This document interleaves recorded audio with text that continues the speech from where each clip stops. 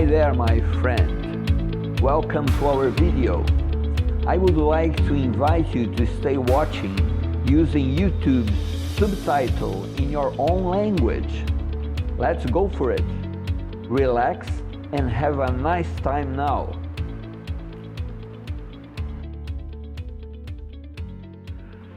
O que é bastante comum de acontecer, principalmente quando a gente começa a experimentar uma série de firmwares diferentes, é você chegar num momento que às vezes até você consegue fazer a conexão com a placa. Você até consegue entrar na placa e a parte aqui de uso da CPU até às vezes fica baixa, fica num nível bom. Tá? Aqui até 35% é aceitável em momentos de pico. Só que o que acontece? Às vezes não é a versão que você quer. No caso aqui, por exemplo, essa versão não tem a disponibilidade aqui dos LEDs que eu quero estar utilizando no nosso drone. Então o que acontece? Às vezes você quer vir aqui e carregar uma nova versão de firmware. No caso aqui, como vocês estão acompanhando nesse nosso drone aqui, eu tenho utilizado essa versão que dá suporte aos LEDs. Você carrega uma local, né? Não vai buscar lá no servidor, porque você já descobriu, já baixou, já tem uma versão que você sabe que funciona para o teu uso. Lembrando sempre que essa plaquinha, a NASI 32, é uma F1, já é um modelinho bem antigo, apesar que é uma boa placa e tudo, dá para investir bem nela. Mas aí você vai tentar fazer o flash dela, ó, e ele dá essa mensagem de comunicação with bootloader failed. Tá? O que acontece aqui? Normalmente não é para dar essa mensagem. Toda vez que você quiser carregar um firmware novo, normalmente é só você estar realmente com a USB conectada que o firmware sobe.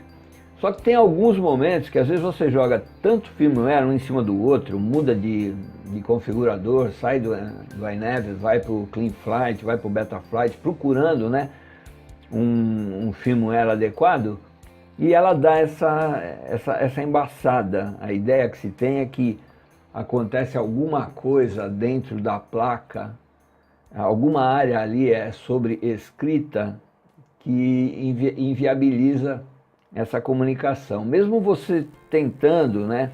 Às vezes só de você desconectar a porta USB e conectar de novo, você tem sucesso aí nessa tentativa de fazer o upload do firmware. Mas normalmente pode chegar, né, num caso extremo, que você vai tentar fazer essa conexão e você vai ficar esbarrando nessa mensagem. Então o que eu quero mostrar rapidamente nesse vídeo é que difere de uma placa para outra, tá?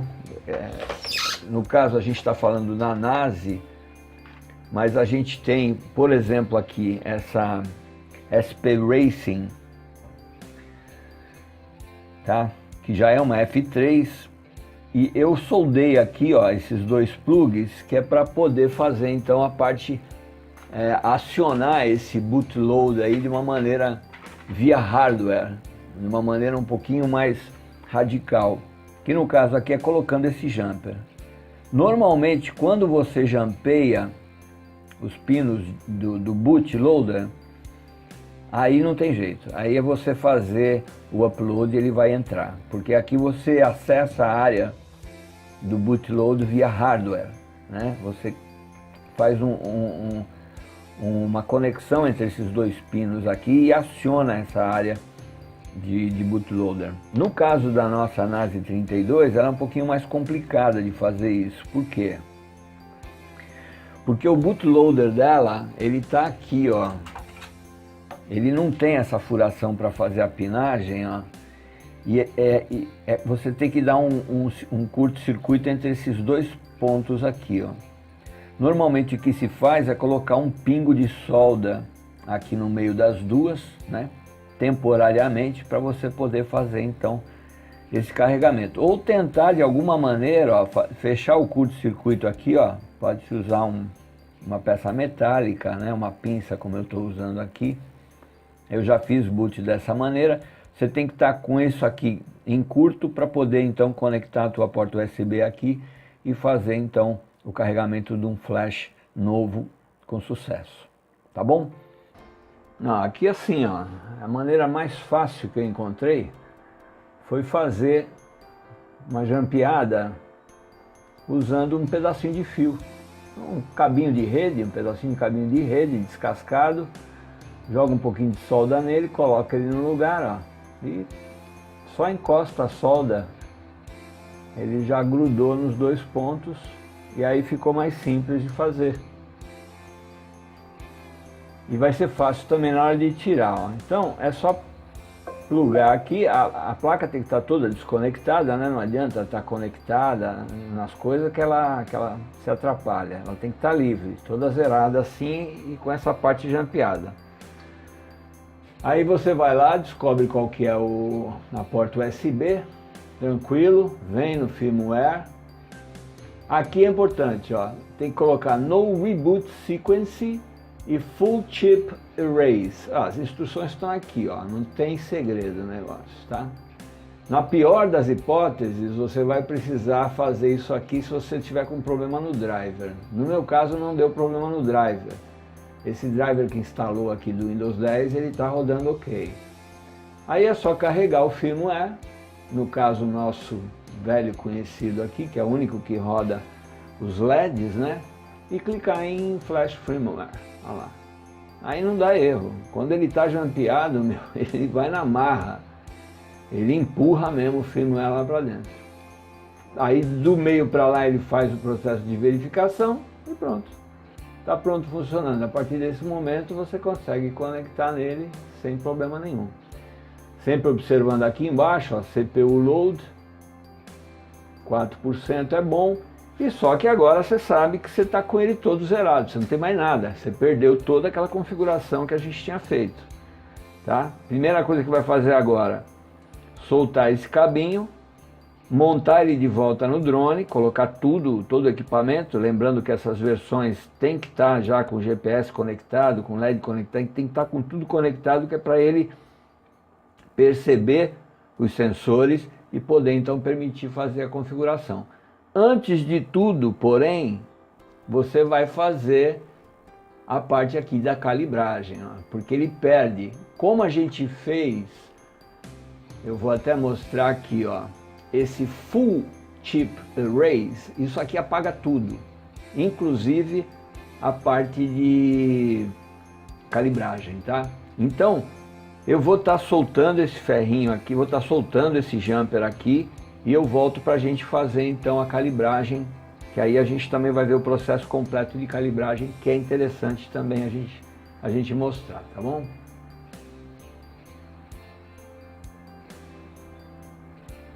Uma vez carregado o firmware, daquele jeito que você zera, né, todo o conteúdo da placa, ele vem zerado, vem com essa mensagem aqui. Que você, por exemplo, está com os motores inabilitados. Você pode vir aqui nas configurações e colocar os motores para funcionar, para poder apagar essa mensagem. Aí dá para salvar e dá o reboot, né? E aquela mensagem desaparece daqui. Mas você continua aqui, ó, com essa área aqui, ó, o Compass Calibrated, ele não está nem calibrado a bússola e nem o acelerômetro da placa. Por quê? Porque essa calibragem fica salva também, junto com o firmware, na EEPROM da plaquinha, da controladora de voo. Então a primeira coisa que você tem que fazer, depois que você carrega um firmware novo e zera, e é aconselhável sempre zerar o conteúdo da placa, porque de uma versão para outra pode ser tratado de maneira diferente o parâmetro que é gravado ali, de cada tipo de calibragem. Então a primeira coisa que você faz é vir aqui e passar pelo processo de calibragem novamente. Ó. É um processo de 6 posições. Eu me muni aqui de um esquadro, que é para conseguir fazer essa calibragem de uma maneira mais segura, né, da maneira que vai ficar mais próxima dos 90 graus, né? Eu vou utilizar esse esquadro aqui para posicionar o drone. Lembrando sempre que esse tipo de calibragem é feito com relação à posição da placa, não do drone, mas como a minha posição da placa coincide com a posição do drone, então tá tudo bem. É a mesma coisa que fizesse com a plaquinha, eu posso fazer com o drone também. Então como é que é esse processo aqui, ó? Você tem que ir clicando aqui, você vai clicar aqui na verdade 6 vezes. Cada uma delas você vai fazer a calibragem de uma dessas posições. Você vai colocar o drone numa dessas posições. A primeira posição já está assim, depois eu vou virar o drone de cabeça para baixo, depois eu vou colocar com a frente aqui para a minha direita, com a frente para cima, com a parte da frente para a esquerda no step 5 e com a parte da frente para baixo. Tá? Então vou fazer aqui a primeira posição, olha lá. Já mandei calibrar.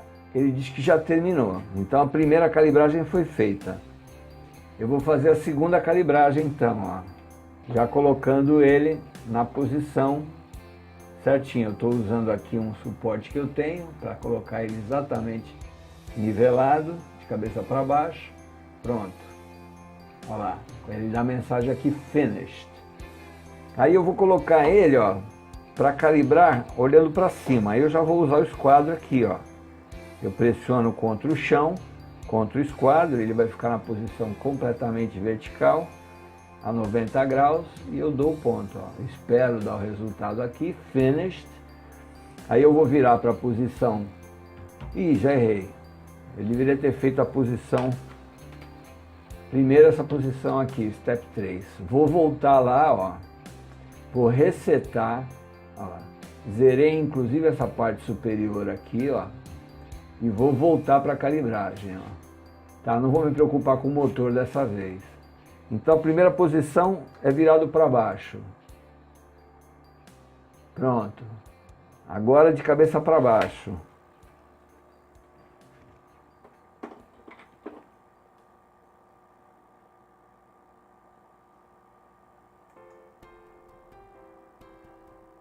Perfeito.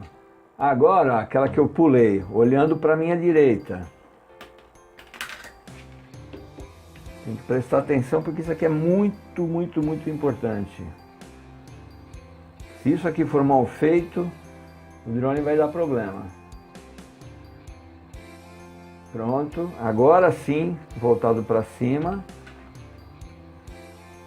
Usando sempre o esquadro. Pronto, olha lá, finished. Agora voltado para a minha esquerda.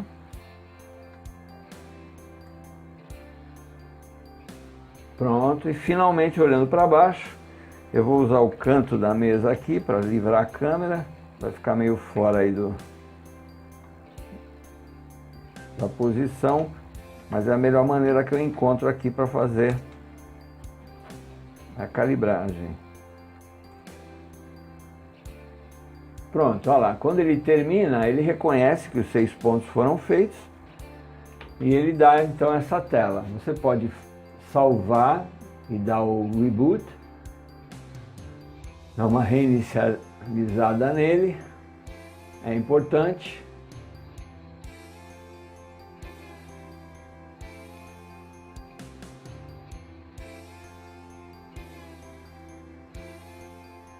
E vamos partir para a calibragem então da bússola.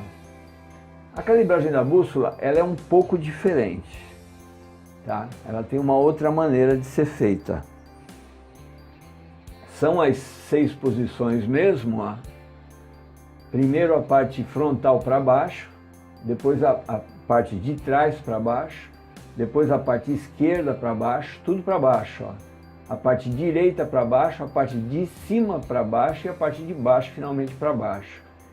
E a ideia aqui, ó, nesse tipo de calibragem, ele diz que é simplesmente você fazer a mesma coisa que fez com o acelerômetro. Nas versões anteriores, você precisava rodar 360 graus em cada uma dessas posições. Tá? Então mudou essa maneira de calibragem, você vê, de versão para versão. Então vamos lá. Primeira coisa, eu já vou colocar ele de frente para baixo, ó, vou mandar calibrar. Eu podia usar o esquadro, mas para esse tipo de calibragem não é tão necessária a precisão. Ó. A parte de frente para baixo, ó lá, ele me deu 30 segundos. Agora a parte de trás para baixo, ó. Agora eu vou colocar a parte do lado esquerdo do drone para baixo, ó. A parte do lado direito do drone para baixo. A parte de cima do drone para baixo. E finalmente a parte de baixo do drone para baixo. Dentro dos 30 segundos, ele deve dar a calibragem por concluída, ele já sabe onde é cima, baixo, esquerda, direita, frente e trás. Tá? A gente dá um save e um reboot.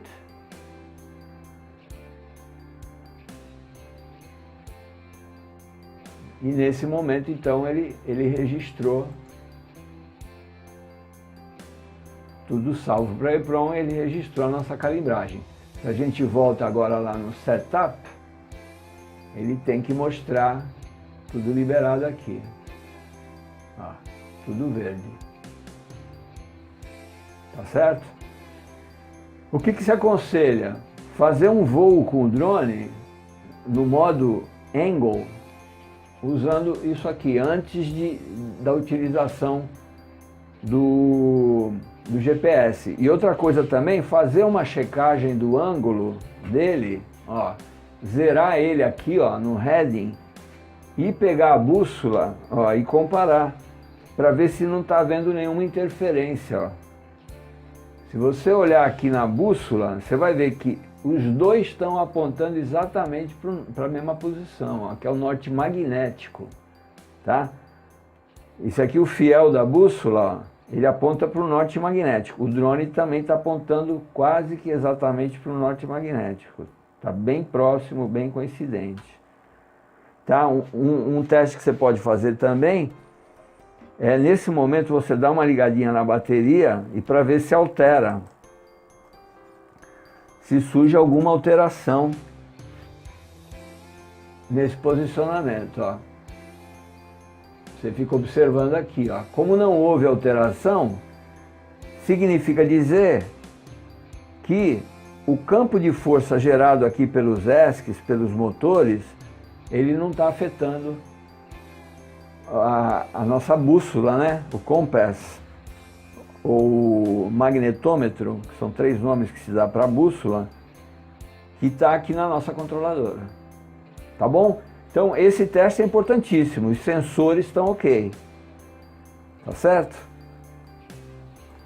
Então eu vou desligar aqui a bateria e vou dar continuidade então para a configuração da placa. Eu só quis usar esse exemplo aqui, que é para mostrar a configuração desde o começo, desde do firmware sendo queimado na plaquinha. E agora esse processo a partir daqui para frente vocês já conhecem, já foi feito, que é a configuração então do restante aqui do iNav para o voo do nosso tablet, tá bom? Então é isso que eu queria mostrar nesse segmento de vídeo. Se você gostou, dá o positivo aí para cima, inscreva-se no canal, fica com a gente, tá? Que vem muita coisa boa por aí. Eu acredito que agora a gente está pronto para fazer o primeiro voo do nosso drone.